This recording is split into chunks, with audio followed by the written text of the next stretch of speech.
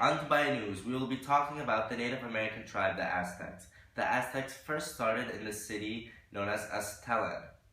This city was located in the northern deserts of Mexico. However, at this time, the Aztecs were nomadic, thus they traveled southward to follow the animals. In the 1500s, they were completely settled and had one of the largest territories in Mexico. Their land started from the east of the Gulf of Mexico all the way to the southern parts of the Maya territory. This region altogether is known as Mexica. Today we have a special guest, the leader of the Aztecs, Montezuma. I send it over to my colleague Samar Khwaja for this exclusive interview. Thanks, Samim. Today I'm joined with the leader of Aztecs, Montezuma.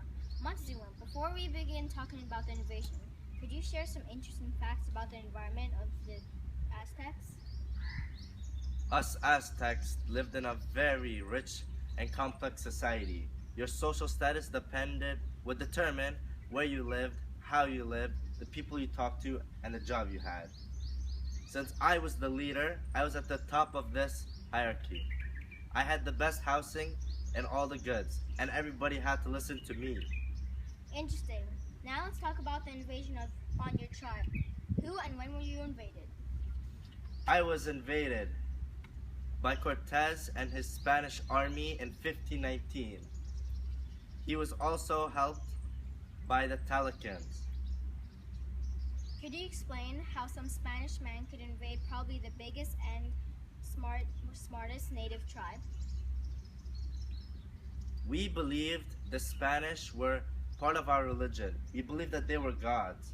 We allowed them to enter our city and showed them around and gave them lots of loot.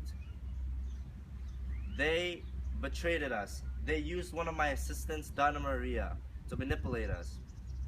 By this, they kept me hostage and attacked our city. We were too slow to react. Thus, they were able to invade us and kill most of us. Were you treating them like gods? Why would they help invade you then? They wanted to invade us because they knew we had a lot of gold and loot and goods. The Spanish were in competition with the Portuguese for wealth. We also were the home of a market where around 50,000 traders would come every day to try to trade. We had almost every good that you could ask for, going from obsidian to feathers of birds. How did the invasion affect you? The invasion affected me probably the most out of all the Aztecs. As I was kept hostage, I couldn't tell my people what to do. They thought that I was working with Cortez and they lost all their trust in me. No one even listened to me after that. I also had to surrender to Charles V. I lost all my power. I gave them anything and everything they wanted. Where do you see your tribe in 2015? I believe in 2015 there will still be 1.5 million people speaking our native language, Nahoyo. Also, the Spanish took some of our people as slaves and they married them and had kids with them. Because of this, I believe that there is still some Spanish people with Aztec blood in them. That was very interesting. I sent it back to you, Samim. That was very interesting, Samar. Now I have with me Richard, who is an expert in the Aztecs invasion. There were many consequences out of the invasion. One of the biggest was almost all the Aztecs were killed.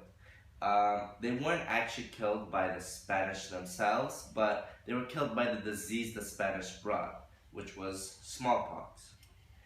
Another consequence was the leader of the Aztecs, Montezuma, died. Many people say that he died because his people betrayed him and then they ended up killing him. And the other people believe that Cortez killed him when he kept them hostage. Cortez actually destroyed a lot of the city after to just rebuild it again. The Spanish also found lots of the loot and goods that the Aztecs were hiding. To find this, they would keep many of the Aztecs hostage and use a lot of torture methods till they told them where the loot was. Thank you, Mr. Richard. That was all for this program of Dubai News. We hope to see you never again. Thank you.